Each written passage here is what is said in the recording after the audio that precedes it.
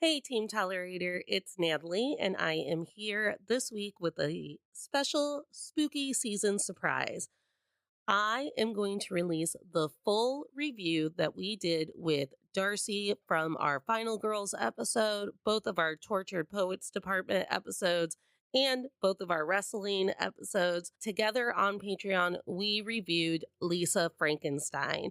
You know I love horror. You know I love comedy horror. You know that there have been a bunch of episodes where I've just brought up Lisa Frankenstein because I love Lisa as a character. So here is the full review as our last episode of the month. October wanted to give me a gift with a longer spooky season, so there is an extra week in October. We're going to take it off since it is the official day of Halloween. That's a gift to me. That's a gift to you for all of the people who don't want to juggle one more thing when it comes to costumes, trick-or-treating, candy, kids, fall festivals, all of it. Here is our review of Lisa Frankenstein that was released on Patreon. Make sure that you also go to Patreon and check out all of our other free content, like all of our Team Tolerator check-ins, all of our Misogyny Meltdown episodes, blog posts that are up there for free. And don't forget, by joining our $5 tier, you get every episode early and ad-free. Have a happy Halloween, and I will see you next time.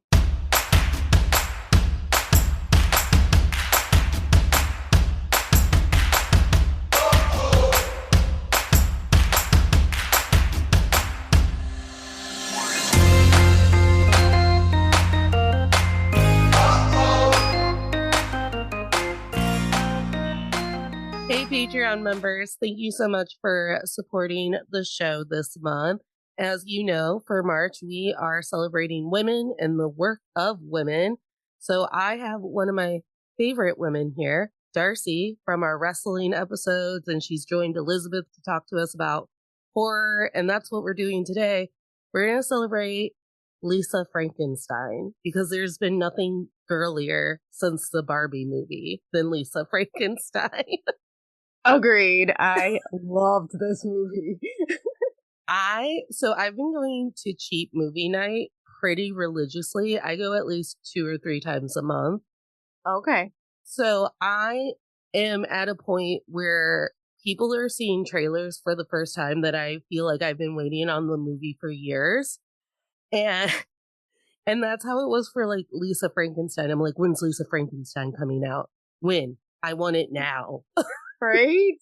I didn't know about it until I think I maybe heard a little bit about it, but only a month before it came out. I feel like I was like, what is this? And I just knew right away. I was like, I'm going to see it regardless. I didn't really know what to expect, but it definitely exceeded my expectations. Well, I mean, right before I went to the movie, I found out that it was the same writer as Jennifer's Body. Uh-huh. And that was like, oh, okay, so this movie is going to be awesome. And yeah. It was. It sure was. Let me go ahead and read this little synopsis for everyone who didn't make it to the movie theater. Although Lisa Frankenstein is streaming, don't ask me what platform, but I know you can rent it somewhere. Lisa Frankenstein is a 2024 American comedy horror film directed by Zelda Williams in her feature-length directorial debut. We love to see it. And written by Diablo Cody, the writer of Jennifer's Body, another cult family classic.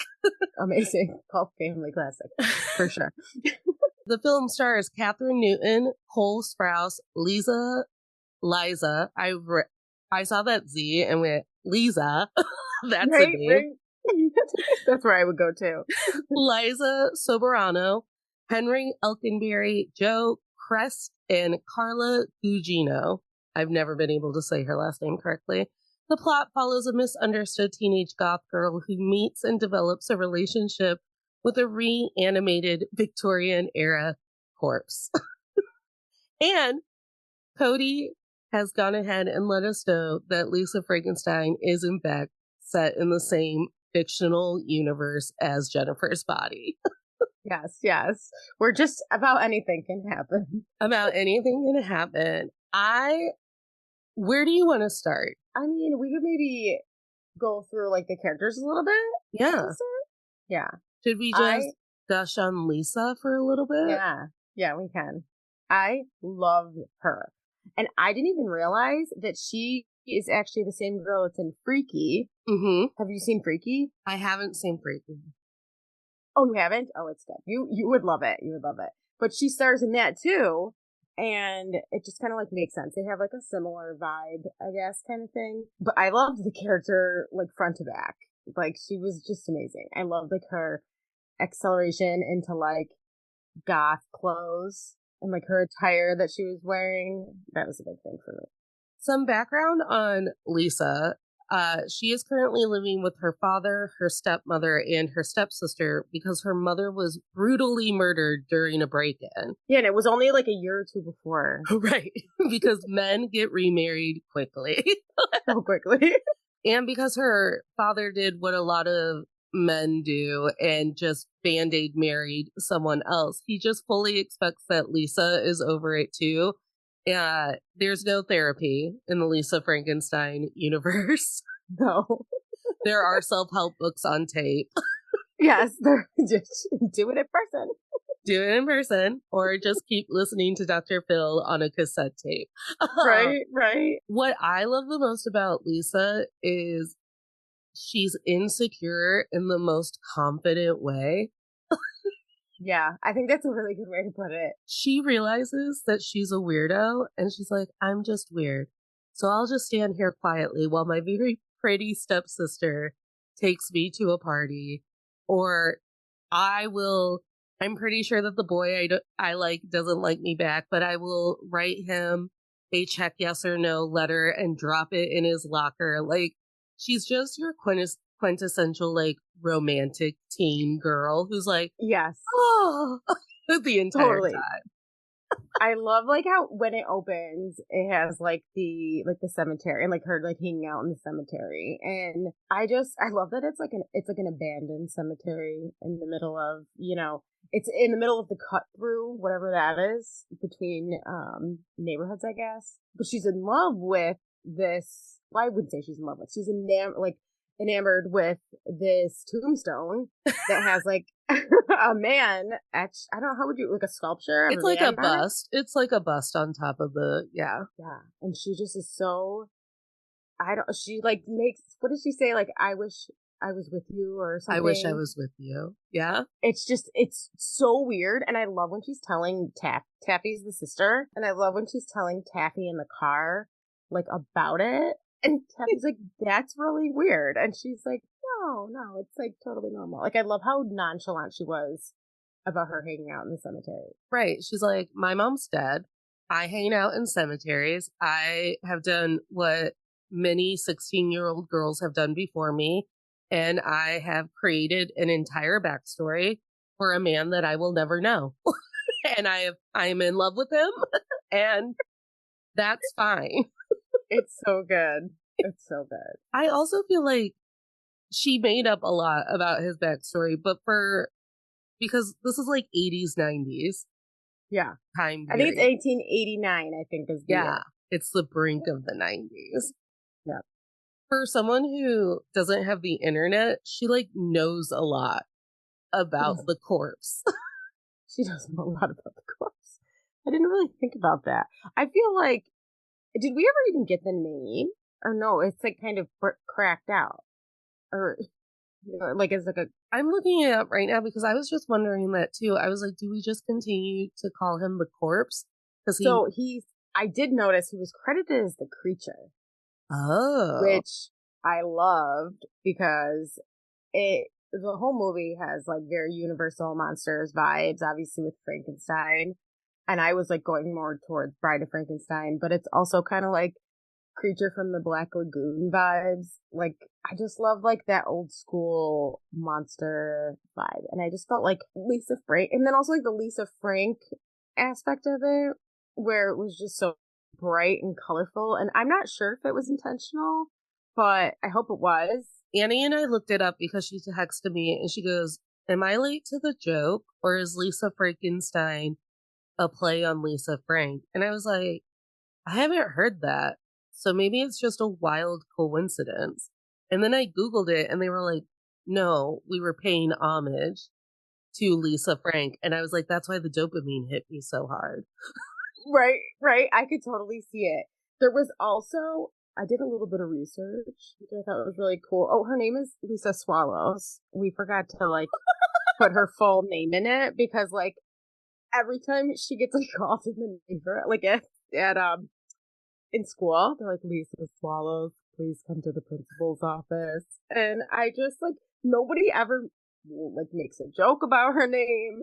No one ever talks about like that's being her last name. And I don't know why. It just kills me. It's so funny. No, it is funny. And it's even funnier that no one even says anything about it. Yeah, like in this day and age, people would just be making fun of the name. I feel like most movies, I feel like would make fun of the name, like at least have some character. Especially because it's in a high school. Yeah, and she has people that are mean to her, so it's like it could fit. Maybe she didn't want to like. I mean, I feel like there's definitely probably some type of I maybe like an ideal. I don't know. I mean, the name's funny. I'm trying to think if like there was like, you know what I mean? Like if it's like stepping up in humor, you know what I mean? Like Yeah, not punching down. yes, yes. But yeah, I also saw though that she named her Lisa after for Weird Science. Oh. That is the woman that they create. I've only seen it once, like a long time ago. But the woman that they like reanimate is her name's Lisa. Oh, okay. Just all of these tie-ins. Yes, it's so good. So we kind of talked about how it's a movie that's kind of about grief, but it's also a movie that's kind of about puberty. And it's honestly, when the credits started to roll, I looked at my friend and I went, that was just like really romantic. Yeah, I love like I the one. Well, I there's like a line that I really expected at the end of the movie, but I'll wait until like we kind of get towards that so I don't like jump the gun. And by the way, on to all the men that I've tolerated before, because we are not a normal movie podcast. We believe in spoilers. I'm going to tell you the entire plot of the movie. I think that's fair. I mean, and so if you haven't seen it yet, pause it, go see it, and come back. I mean, I feel like the movie's not like. I mean, there's funny things about it that could be spoiled, but I feel like it's not like that far fetched from what you would expect. We get to know Lisa and Taffy and their differences pretty quickly because they're getting well, Taffy is begging Lisa to come to a party. Yes, yes. And why did they make her go? Do the parents just like kind of make her go? No, I think Taffy is obsessed with their family working out. And so there is something so loving and caring about Taffy where she's like, your dad married my mom and we're a family. You're my sister and I will take care of you. And it's not like gross or condescending, especially because Taffy is a cheerleader who's like really preppy and always has that preppy lit in her voice. It was nice to just see that, like, I was like, no, I actually buy it that Taffy cares. Right, right. I know she's such like a unique character because like you kind of feel like really bad for her at times, and then other times I'm like, what the hell are you doing? She just gets so like when she gets emotional, it's like really funny to me. You know, she kind of has like this like not fake cry because it's not fake, but it's like this dramatic, Yes. reaction to things. Yeah, she's a caricature of a popular girl, to be sure. Oh yeah. Oh yeah. So they go to this party. She has this crush on this loser guy. I don't remember his name. I don't either. Men are irrelevant. I am confused because we never learn. This popular guy has a friend who is also a goth girl who is like very, not obsessive, possessive of him. Do we ever get closure on that about why that would be? Were they brother and sister? Were they cousins? Like, I don't know. Like in the beginning, I thought they were like boyfriend girlfriend or something, but then I don't know. But like she also has like really weird vibes. yeah, because she is mean. She's really mean. Yeah, she basically blows up Lisa's spot and everything later on in the movie. Just kidding. She is at the party. At the party, she drugs Lisa. Yes, Well, she sees that Lisa's like trying to, He's so normal. yes, yes, and she just wants to talk to this boy, and yeah, they drug her. What does she have in that drink? I wonder though. I don't know. He says something. It's like Quaaludes or something. It was like a jungle juice mixture that was also laced with acid With or something? something. Oh my god, it was so bad. She was like, so she automatically like gets high very fast. Yeah, she starts tripping to the point where we're tripping too. And I will say that like crush boy, he was like concerned about that. He was like, I can't believe that you did that. But does he follow her into the house to be like, hey, Lisa, you're about to trip your balls off. Why don't we just put you in a car or something? Right, right. Like, Like look out for something after that. Ew, and then there's that lab partner. so then her dorky lab partner is like, we're fellow nerds. I'll take care of you. Like, we'll go find you a couch or whatever. Like, clearly something has happened to you. And he like, and even I got tricked by it, even though I know that nerds can be creeps too. Yeah, yeah. So this little incel takes her up to a bedroom and then like she's tripping and she might be imagining being on the moon, I think at this point. Yeah. And all of a sudden you hear him go, does that feel good? And he's like massaging her breast as she has no idea. And then he calls her like a cock tease and tries to make her give him a hand job. It's so fucking weird. It's so fucking weird.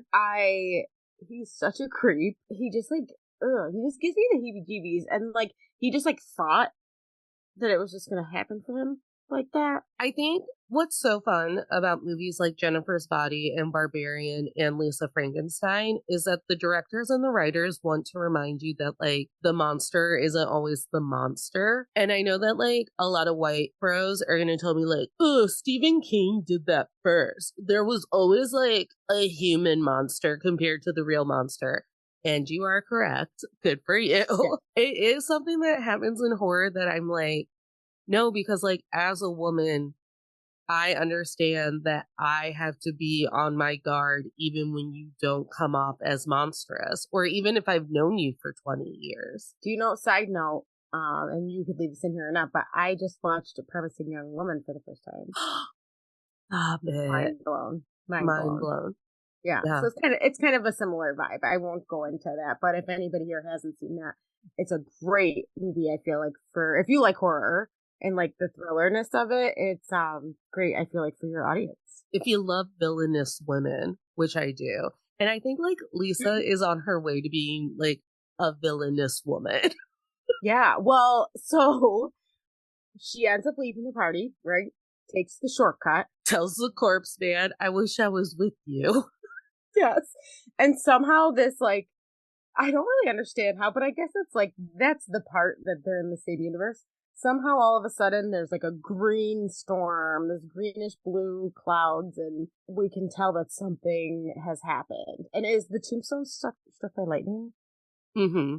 Yes, yes. And I think like it takes a while for him to like show up, I think, right? Because she's home alone. Her family has gone out for pizza. She's listening to records. Her sitting on the couch with the popcorn in her lap, I was like, I feel that. Like that is like I think she was watching Day of the Dead, if I'm not mistaken. Oh yeah, she might have been watching Day of the Dead.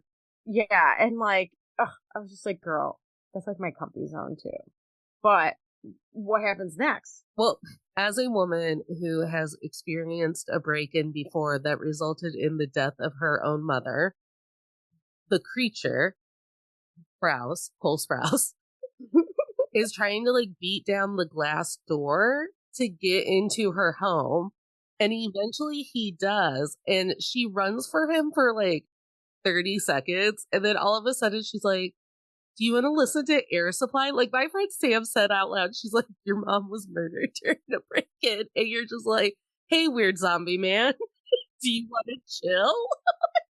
Right, like, because at one point she finds him like hiding, and she's like, you know, kind of like, what is happening? But like, it's kind of weird how nonchalant she is about it. She's just like, oh, you're the guy. Because, oh, he brings her the rosary. Oh, yeah. That's how she knows.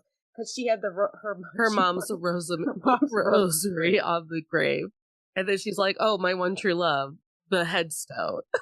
Yes. And he was like, I saw this twice in theaters. I don't know if I told you that, but I did see it twice. So that's why I got like I was like really happy when you asked me because I was like, oh, I got like a lot in here. He's like, kind of makes it seem like, I don't know if he like touches, because he can't really talk. So like, I don't know if he like touches his heart or holds up things. And he's like, makes it seem like, well, don't you want to be We're with me? friends. Yeah. And she's like, well, I didn't want to be like, this is the best. She goes, I wanted to be with you, like, dead. Dead 6 feet in the grave. underground. I wanted to be dead with you. And I was like, at this point in the movie, I turned to my friend and I go, I've never felt anything harder. Like, no, Right. I didn't want you to come here. I wanted to be dead. Like, damn I didn't mean it. I wanted to be with you. Right. And then he cries, and we find out that his tears apparently smell like, Yeah.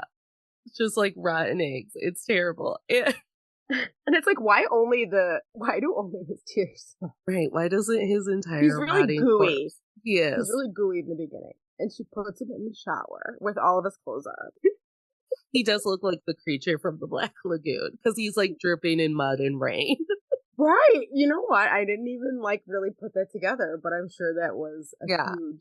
huge part of it. There are moments where he looks like the creature from the Black Lagoon. There are moments where he looks like what I would consider like the Green Man from like witchcraft. You know, like how men like the Green Man or like Ints from Lord of the Rings, where it's almost like he looked like bark, like for some part of it.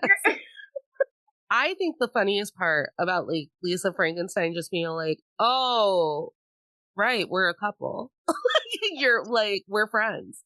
Right. Is throughout the entire movie, for someone who is so insecure and so traumatized, she's so committed to her own bit. It's like I'm the weird girl, and yet I have the most main character energy you have ever seen. And therefore, of course, the zombie man brought me my mother's rosary and came to find me. This would only happen to me. Duh. Duh.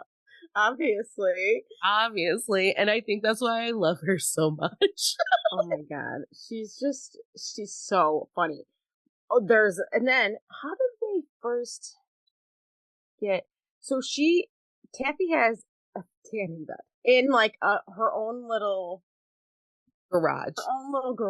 there, which is really, it's just a very weird setup. And I think she put, when Lisa was like upset earlier in the movie, she's like, just use my tanning bed, and then she got electrocuted.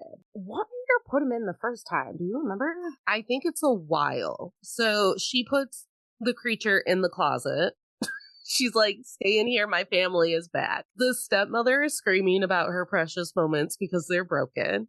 And she hates Lisa. Hates her so much. Wicked stepmother to the core, is so pissed about these precious moments, is convinced that like Lisa is being a weirdo who breaks things on purpose. She thought that she like trashed the house on purpose. Yes. Due to her trauma that no one is actually that concerned about. But like the stepmom's always threatening to like hospitalize Lisa over it. Well, she was gonna, after this, she gets, she's sending her to like a boarding school. No, because she's like a nurse on a psych ward. She's going to use her psych ward connections to get Lisa into the psych ward. That makes sense because she does keep saying it the whole time. And whenever she talks, when Taffy's like, Mom, do you think you should be talking about your clients like that? Because she was like saying, I don't know, something about the mental institution. And I do like that Taffy like kind of calls her mom out sometimes when she's like acting a fool. And Dad is clueless. Right. Who is this man? Like, he literally has the most like, which I think is fitting for the movie. Like, he just has like the most like, who cares? He's like, irrelevant. Yeah, so irrelevant. He's the most irrelevant character, but like it's not a relevant character, irrelevant behavior, I guess. Like his character obviously matters because he's the dad, but he's just such a freaking idiot. Like I feel like and who knows if I don't think he's processed any trauma either. Oh no. You know how like when Peyton's dad from One Tree Hill would come in from the sea from his like barge job? Yes. And he would ask like Peyton 2 questions about her emotional state. He'd be like, so Peyton, you keeping up with school? And she'd be like, yeah. And then he's like, cool. Like, you got a love life and you have friends? Okay, good. Like, Lisa's dad doesn't even do that. No, not at all. Like, even when she's so mad about the mom or the stepmom's so mad about like her trashing the house, I think dad's like reading a newspaper. Like Yeah. he's totally like not even engaged. Like he's just kind of like, what the hell? And he kind of doesn't seem to really care that she wants to put Lisa in a mental No. institution.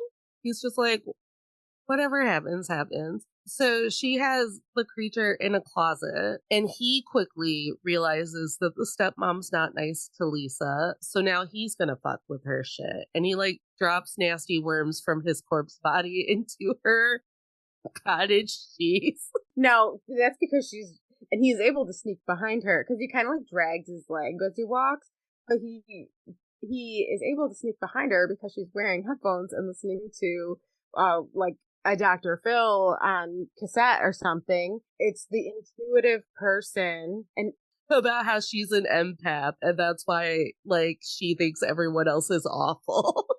yes, oh my god, like the words on that were killing me. I was like, I wonder if this is like something that was really out in the 80s because they very well could be.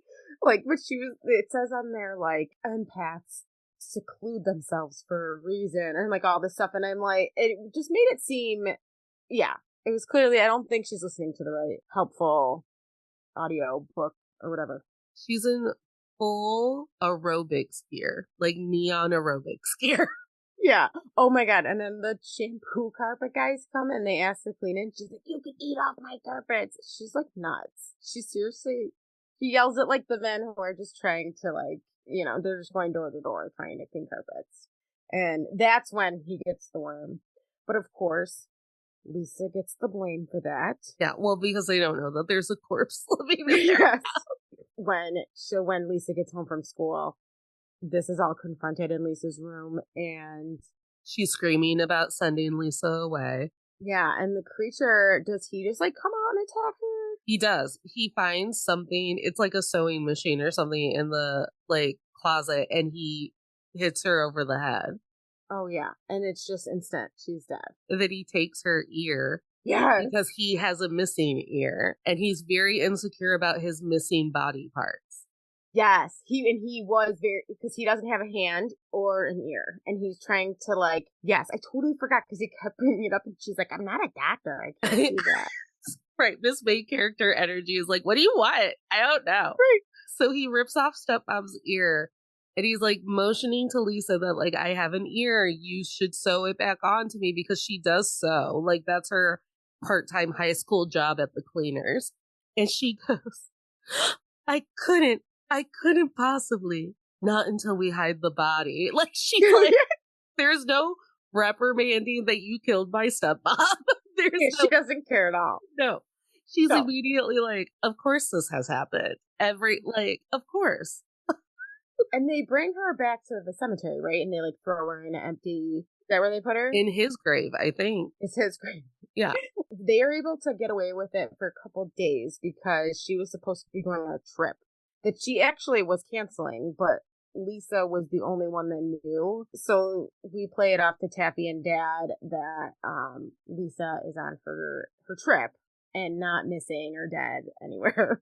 Well, but that's why she puts him in the tanning bed, because she sews on the ear and it doesn't immediately make him hear. So then she was like, electricity, the tanning bed. And then every time she puts him in the tanning bed, he becomes a little less monstrous and a little bit more boyfriend material. Oh my god, I love the whole tanning bed thing. Like, I think it's genius. I think, like, fitting with Lisa Frank vibe, Lisa Frankenstein 80s, and just being so, like, I don't know, over the top with some shit. It's like, of course it would be a fucking tanning bed.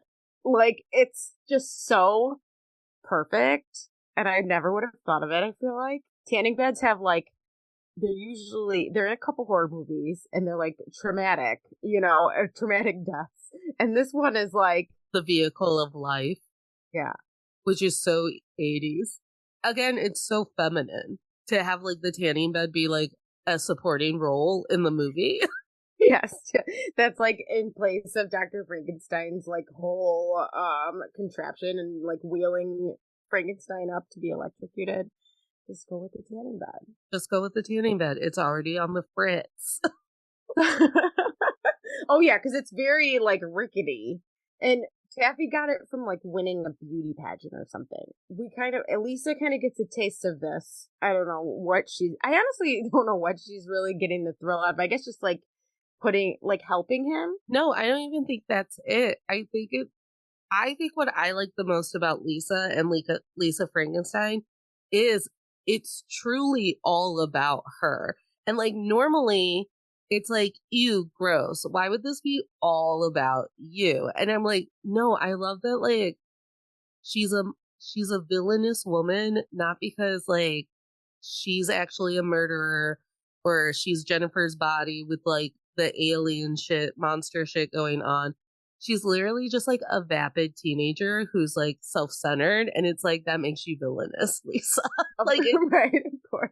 Well, and she starts wearing Taffy's like Halloween clothes, her Halloween costumes, because they're like amazing outfits. Like she looks like impeccable, but she definitely does like a huge like 180 on her very ginger snaps yes. feel like this like a totally different vibe when she comes in. I mean, obviously it's goth instead of like 2000, You know style, when but all of a sudden you commit to being evil and you're hot? yes, obviously, right? That's just what happens. Like I committed to being evil and now I'm hot. Now I'm a hot bitch, and I don't even know the people at school. Don't really. They kind of don't really react like they kind of are weird about it. The crush boy and the lab partner boy kind of tilt their heads at it. Like she definitely feels like she's getting noticed, but she still is also so socially like behind everyone that she can't speak to anyone. No, you're right. She can't. She doesn't really ever talk to the either of the boys much. She sets up lab partner boy to meet her, which we think is gonna be the crush guy. We don't really like get that. And ultimately we find, he goes to meet her. He thinks he's gonna get lucky. And she takes him to the cemetery. He freaks out about the cemetery. He does. Why are we here? Why are It's a we weird place to be. He's like, I'm not going in there. And she's like, it's fine. But the creature cuts off our dude's hand. Kills him, cuts off the hand. She Does he screams, cut off the hand first or after? I oh, think he starts running. I think he starts running, and and then the creature throws something at him. He's like a very accurate shot. He's a very good killer. The best part is like the whole premise of the creature and Lisa's relationship is that she finally has someone who is forced to do nothing but listen to her. So it's the first time that she's ever felt comfortable speaking to anyone. That's a really, really good point, because it is it. Because she does just talk and talk and talk to him the whole time. And he's just like, meh. And then he waves his stump at her, and she's like, no, I get it. You need a hand, but I'm telling you that the jello at the cafeteria was weird and it wasn't cold enough. Like, Oh my God. And she always talks to him about her crush and like losing her virginity to him, yes, which is like very, then the creature, you can tell he's like sad. he's sad Yeah. because he was like, I thought you were all into me. The storm gave me a second chance at life, and you're supposed to want to fuck me. And I You don't gave me understand. this necklace and said you wanted to be with me. What do you expect?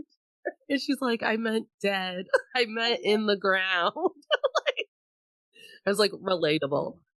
Totally. Totally. Once he has the hand, then I love a musical number in the middle of a movie for no reason. Yes, because you see him trying to play the piano like earlier, and now Yeah. he has his hand. He and has it both works. hands.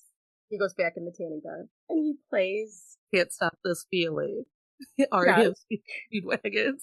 which is just so funny. Like the whole thing just made me laugh so much because, like, I guess that what happened. Like, if he knows how to read music, like, I'm just like, how did they get it to be so good, but I mean, I guess that he would be able to read music if he's done it before. Yeah, he was like a concert pianist or something. He was perfect. He like, and she starts singing, and she's so like, just over the. She gets really over the top, like throughout the movie, which Uh-huh. is obviously I love it. Yes. Well, because my uncle has also called me out for singing that way in the car, where he's like, really, Natalie, you know every goddamn song on the radio, because I'm just in the back going, and I can't stop this feeling anymore. Because she's got choreography. Yes, she like has the pillow with her at some point. I think she like carries a pillow with her. It's a whole thing, and it's really I loved it. I almost forgot about it. I'm glad you brought that up. Oh, no, it's my favorite part of the movie. I love when, for no reason whatsoever, there's a musical number within the movie. Right? Oh my god, so good. So then, where do we go after that? So then, Where do we even go? Well, she lets him mutually masturbate with her. He oh finds her yeah, vibrator. because in the beginning when he's going through her, which is funny, like did they have those big vibrators in Oh yeah, the? I those mean, they big must have, ones. right? Yeah, Yeah. vibrators were huge in the 80s because they were like back massagers. Like Amazon will tell you today that they're still back massagers. But like, Oh, I believe okay. the specific one that they're using in the movie is called like the wand The or magic something. wand. I The mean, magic wand. I know exactly which one it is. And that's why I was like, I didn't know they had them back then. But they do kind of make it look, something about it does look very 80s. Yes. And So, I'm watching it and I'm like, what a sex positive queen that Lisa Frankenstein in all of her weirdo-ness has her vibrator already. I was like in my mid-20s when I got my first yeah. vibrator. Yeah, I did not have one in high school. That's for sure. Right. I was masturbating with like weird shit in high school because Yep. like you're not letting people know that you're Right. masturbating. Just Yes. humping pillows. Yeah, that's what it is. Ugh. But yeah, Lisa's advanced compared to us. And she tells him it's a back massager. Right. So he's massaging her back with it. Oh, because she says, like, she basically starts to realize, like, that he has like, he can feel things. And she's like, well, I guess it would, like, suck to sleep in the closet, wouldn't it? And that's Yeah. when she, like, invites him into the bed. And I just, like, think it's so funny that there's never like running into him in the house. It almost like isn't even like come close to happening, which is funny. Like just the few times that she shoves him in the closet, like it's like they are in their own little worlds, and somehow Taffy and Dad just don't. Well, and it does just kind of feel like those first moments in a relationship where you forget that other people exist. Right, right. Oh, is this when she says something about sleeping with him and Ah, how sleeping with the creature or with the crush? with the creature?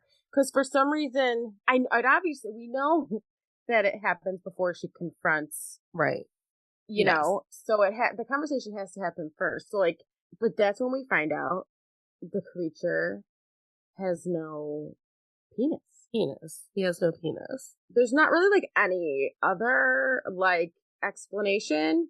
And now that I'm thinking about it, I'm like, was Lisa trying to practice on the creature so she'd be good at it for her crush? Because, like, at what point does that come up where he's just like, guess what? No penis.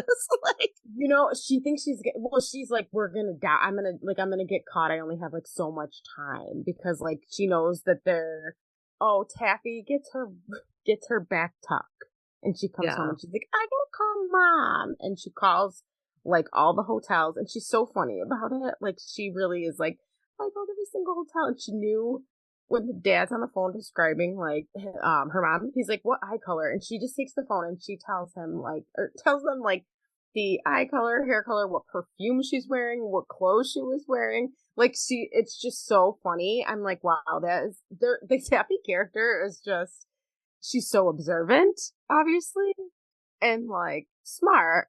I do like I do well. Poor Taffy at the end. Poor Taffy. Taffy really goes through. Well, Dad too, but Taffy really goes through it because then we're getting to a point where Lisa's like, you know what? Like, I need to lose my virginity. I'm gonna die. I'm gonna go to jail. Or I don't. She like always, I think, anticipated dying, and instead of going to jail, like she knew that was how it was gonna end. She goes into the crush's house because he leaves on certain periods. Like if he's not at school, he's at home. And she knows this, like, because she's a creep, and like, not because, yeah, not because he's ever invited her over or anything. And she goes, like, she sees his car's there and like busts into the house. But our creature also sees another car that's Yeah. familiar, and it's Taffy's car. And it really sucks. We see Lisa go in and find out that Taffy and Crush Boy are Intimate. having, yeah, they're like super into each other or something. I hate the way he talks to her. I Like when hate she it. confronts it and he's like, "Oh, kiddo." He says kiddo. I wanted to like punch him. And Taffy was just being like taffy about it. But then, Well, then the creature comes in because everyone's yelling, which I will say is like a big part of the original Frankenstein story is that like Frankenstein truly only acts out because other people are screaming and yelling and he gets stressed. yes, yeah, he just gets Yeah. worked up. He doesn't know what to do. Like, so the creature, after being racially profiled in the yard, because that was also a favorite part for my personal movie experience. There was there was a woman. She was a black woman, and she had brought her Pizza Hut into the movie with her, and she was just having a solo date. And I was like, Queen, Love it. Love like, do it. you want to be back here next week for Drive By Dolls? We're here every week. Right? We'll have And a scheduled time. we have a scheduled time. And with when the old man neighbor is like, not this kind in my yard. She went, oh, and I just Oh, started laughing. oh my, wait, that's in the, I don't know if I think I may have like missed that part. That was right before he goes in. Yeah, because he's parked in the car and she's told him not to go anywhere. Oh, yeah. Gosh. Because he just like learns how to drive and he drives so Well, slow. and he like kills that guy because he's mean to his son or something, and the son does not care. The son's like, thank God, maybe I can have a dreamsicle now. Yeah, he uses a, what did he use to kill him? Like it was like a tool. Yeah, And there's she's like, something in the car. Oh, it's she's one of those you know, anti-theft device. anti-theft devices. Like, it's an anti-theft device. It's not a weapon. And he's driving like 2 miles an hour. Yeah, And, we obviously kind of related to the fact that like he rode like a horse and buggy before. And he's all like embarrassed because yeah, he doesn't. And that actually, I think, was right before yes. that because he drives her too. So everyone's screaming, it's chaos. The creature gets all worked up. He comes lumbering up the stairs and he cuts off the Crush's penis. And then Taffy loses her mind. And Lisa is screaming, no, that's not what anyone wanted you to do. And now Taffy's screaming because Lisa is just like besties with the guy who just With killed her boyfriend. and cut his wiener off. Oh my god. And so I didn't, I mean, I don't know, it took me a second to like understand why. Yeah, And then he points out like, I don't have no, one. I don't have one and we can use this. Taffy like totally loses her mind. Like I think she puts her and like she just starts like walking with no shoes on and she's like covered in blood. She It's like just, very dramatic. She's like, my mom's missing. Like she literally like at that point was so concerned about her mom and Lisa just kept being like, she's fine, don't it's worry gonna be about okay. And then, like, Lisa is like, you know what, Taffy? I just wanted to say thank you for always being nice to me. And you are my sister. You are a sister to me. And it can't be sweet at all because it. she's covered in blood and in a fugue state. Yeah, very much in shock. Like she's just I don't know if we see her after that until the flash forward. Yes. And I think like Lisa being convinced that like, okay, we killed my stepmom, we killed Doug, the lab partner, and we killed the crush. this is only ending up with me being in a blaze of glory and I have to take control of it is still like part of her main character delusion. It totally is.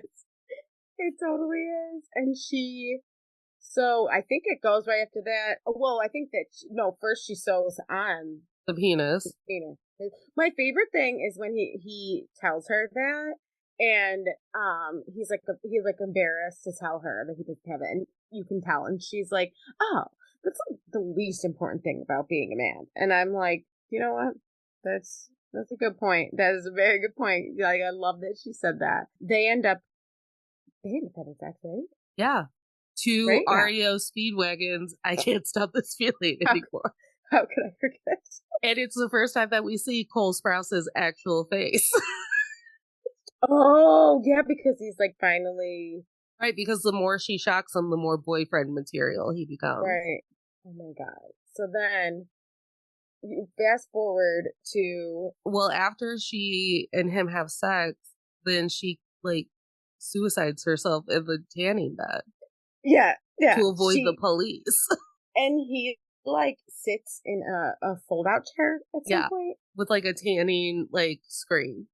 And when that like the last thing that she said to him, I can't remember what it was, but I was like the whole time I was like, it's gonna be like We Belong Dead, like in Bride of Frankenstein. And it wasn't. But you know what? That's okay because it's not the same movie. It's its Oh, own thing.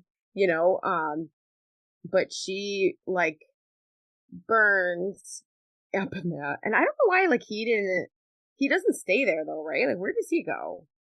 So I feel like he left the building. And you just see like and of course because it's just the garage, the whole house isn't like on fire or anything. But yeah, everybody comes to see. a flash forward. Well, one is they see each other in the afterlife, Yeah. and she's like covered. They're like together, obviously, and she's like covered in band-aids or bandages. Is it the afterlife though? I literally thought that like the final burnout made him human and then she got to be a zombie and it was a complete role reversal. That's way smarter than what I was thinking. Wow, that would make sense because she is like. So what is he gonna do to get? I guess just say bandaged. Yeah, because I was like, oh, I want the sequel. I want him as except for I don't, because the beauty of this movie too is that like the main male protagonist is silent the entire movie until the Right. very end Exactly. when he's reading her poetry. But yeah, like now they just get to be a zombie monster couple for possibly eternity. It's amazing. And we see that Taffy and Dad are still together. You know, he didn't abandon his stepdaughter. No. And like we kind of end with her seeing them looking at like Lisa's tombstone. And it says beloved wife on it. It And like does. Taffy noticed it, the dad didn't. And it's like she goes, who would bring flowers here? Is it maintenance? Like she could not Yeah. understand why anybody would bring Lisa's tombstone flowers. And it was all him and it was really cute. I know, and I'm pretty sure that's why I was like, this is the most romantic movie I've ever seen. Like, Yes, it is. It's so good. So now I don't know if this comparison if it's really off, because I haven't seen this movie in a long time, but part of me wants to watch like Warm Bodies again. yeah. Because it kind of has a similar vibe, but the man zombie is the main character, I think, in that. So it's kind of it probably won't be as And he good, talks the entire time. What a crime. I know. Okay, not rewatching that again. No. No, I left the movie theater and I was like, I really want to rewatch Jennifer's Body because, I mean, Diablo Cody is just so witty with all of it. It's so good, and I kind of love that like they came out so far apart. Like Mhm. they're 15. Like it's not like she's. I mean, I really looked at her her filmography and like wasn't. I didn't know a lot of stuff. Like I think she has a lot of music videos in between, which I think is kind of cool. Like she doesn't. It seems like she may not like rush a project until she's ready, which I think is great. Things take longer, but Well, and as you know, I'm the most grateful that you, Elizabeth, and other people have really gotten me back into horror because there's mainstream horror and it does really lean towards the male gaze. And now all of a sudden my world is like opened up to ginger snaps and like Lisa Frankenstein and all Heather's the craft. And you remember, I'm like, oh no, women have always owned horror. Like all of the cult classics are women. And like the final girl is like such like it's such a thing, like it's such a trope in like 80s horror, especially like slashers and stuff. And in the 80s there's a really great documentary about the rise and fall of the slasher film, and they kind of show, I don't know if these guys are like news reporters or whatever, but they're very anti-horror, and they say that like horror is like demeaning to women and like all this, like they flip the whole narrative. And I just remember being so frustrated, and I think a lot of women in horror probably were, because like you clearly aren't even paying attention, because the women, I mean, yes, there's things, and obviously there's over exploitation of, there's like, they had boobs in every movie back then, but like it wasn't, that's not like what the movie is about. Like that was just to get the people in the theaters, I feel like, most, you know what I mean? Because think of how poorly they marketed Jennifer's Body, to where I think that women were kind of turned off by the idea of Jennifer's Body. And then it was what the marketing never clicked until it became a cult classic was, oh no, Jennifer's Body's for the girlies. Yeah. Right? I didn't see it right away. We had it on DVD. Michael watched it, and I remember him telling me, like, years before, you should probably watch that. I think you would like it. But I wasn't like, I don't know, I just didn't think it seemed that good. Like, and I didn't really know, I don't feel like the internet isn't the way it is now, obviously, so you only really heard people and what they talk about it, and nobody really talked about it. So, but then I want to say it was like, so it came out 2009. I want to say like maybe 2016, 2015 was probably the first time I like sat down and watched it, and I was like, holy shit. Ginger Snaps was the same way. I feel like I watched them really kind of like close together, like within the same year or something, where like I was just like, these movies are fucking amazing. Amazing. How do I ever live?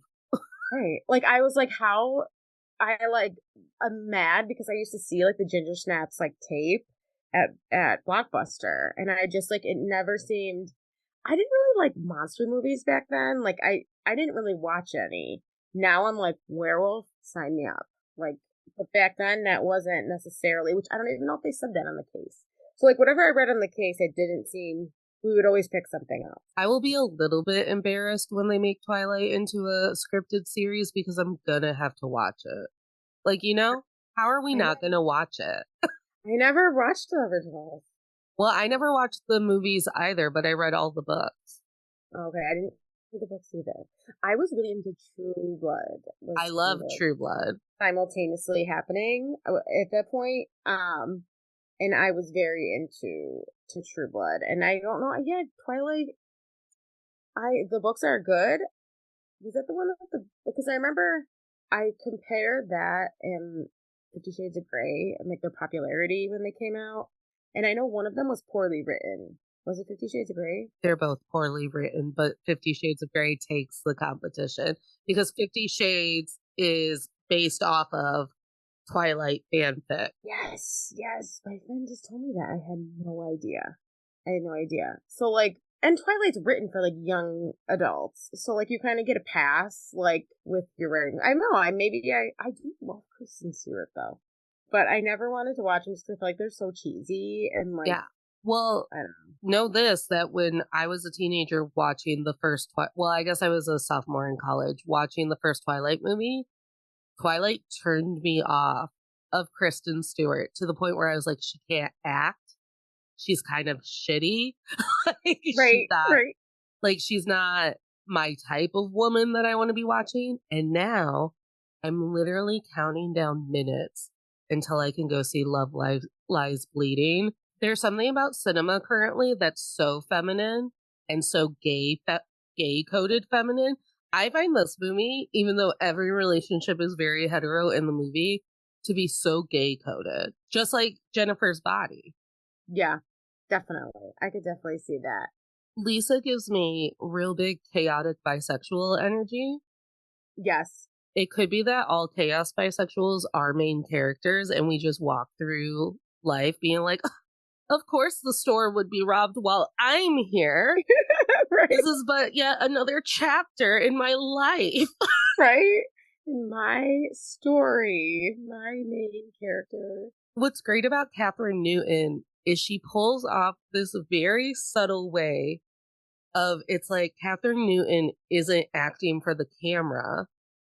Lisa Swallows is acting for life. You know, those people who think that like they're walking through scenes and like the way that they stand is very cinematic. The way that they talk is very cinematic. Yeah, that's such a good point.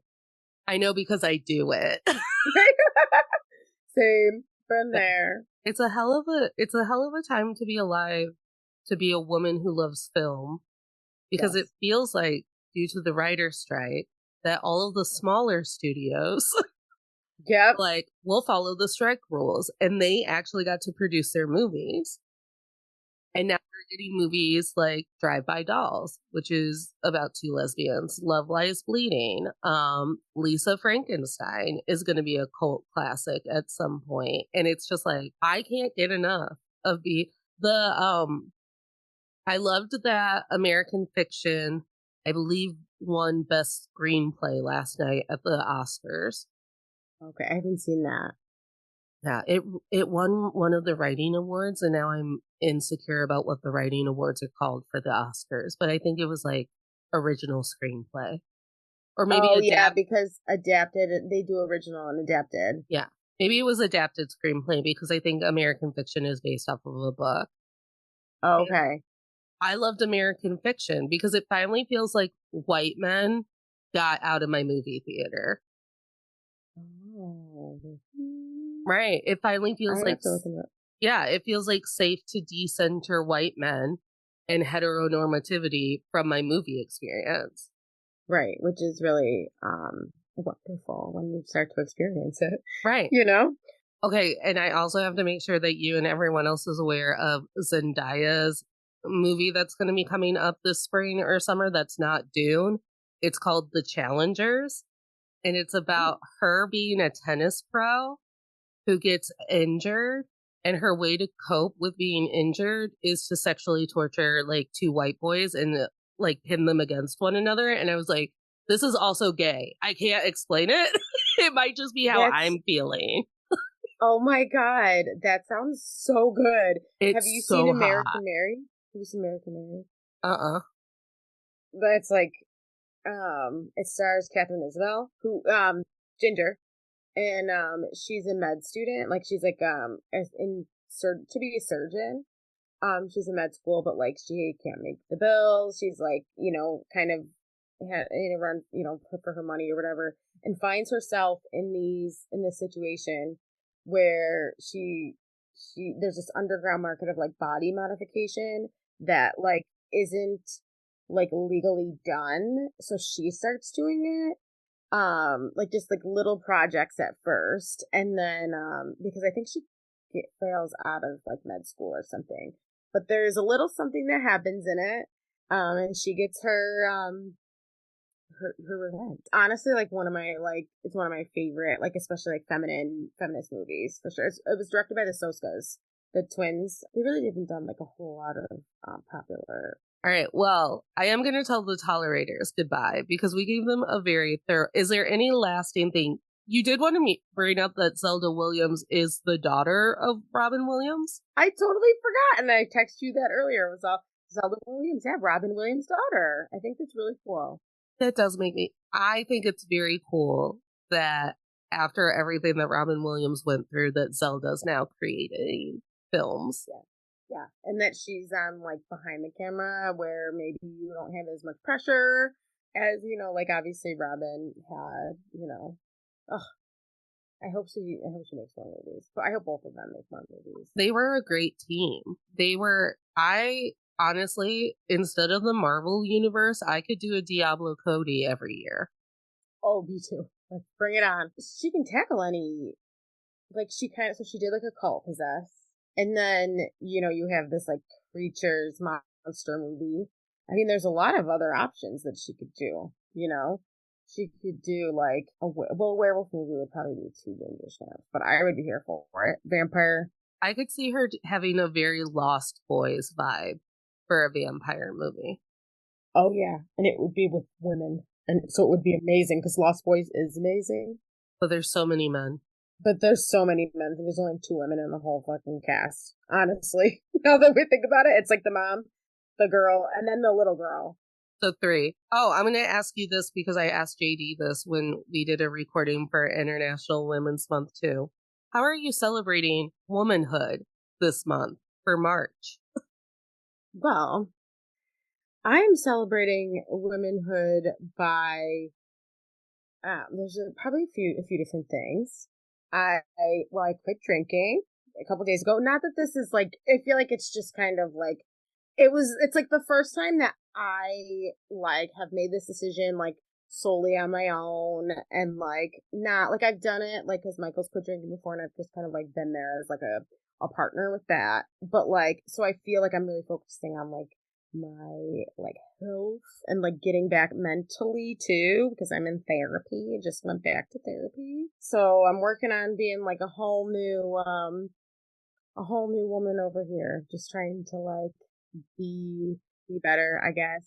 Yeah, I could honestly give up drinking tomorrow and I don't think anyone would notice because like that's how little I ever care about drinking. That's so awesome. I grew up with a family that is very the alcohol is very pushed. So it's like very abnormal to not drink. So it took a while to like get to that point.